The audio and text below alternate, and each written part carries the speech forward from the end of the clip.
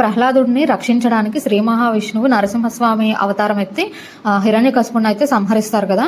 So అదంతా జరిగినది అహోబిలం దగ్గర అనమాట. అక్కడ హిరణ్యకశిపుని చంపేసిన తర్వాత అలా నడుచుకుంటూ స్వామివారు ఇక్కడ కీకారణ్యంలోకి వస్తారనమాట. ఇక్కడ ఆవేశంగా గర్జిస్తూ స్వామివారు తిరుగుతున్నప్పుడు చెంచురాజు కూతురైన చెంచులక్ష్మీదేవి తన చెలికత్తెలతో ఆడుకుందామనేసి అలాగ అడవిలోకి వస్తుంది అనమాట సరదాగా. అలా వచ్చినప్పుడు ఈ స్వామివారి యొక్క భీకర రూపాన్ని చూసి మొత్తం వాళ్ళ చెలికత్తెలందరూ కూడా భయపడి పారిపోతారు అక్కడ నుంచి. కానీ చెంచులక్ష్మి అమ్మవారు మాత్రం స్వామివారిని చూస్తూ అక్కడే అలా నించుండిపోతారనమాట.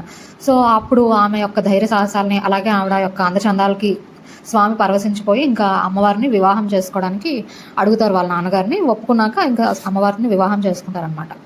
సో అలా పెన వేసుకుని శిల రూపంలో ఇక్కడ స్వయంభూగా వెలసారని పురాణాలు చెప్తున్నాయి. పెన వేసుకొని శిల రూపంలో అయ్యారు కదా, సో అందుకని పెనుశీల లక్ష్మీ నరసింహస్వామిగా ఇక్కడ పేరు వచ్చింది. ఆదిలక్ష్మి అమ్మవారి గురించి నెక్స్ట్ పార్ట్లో చూద్దాం.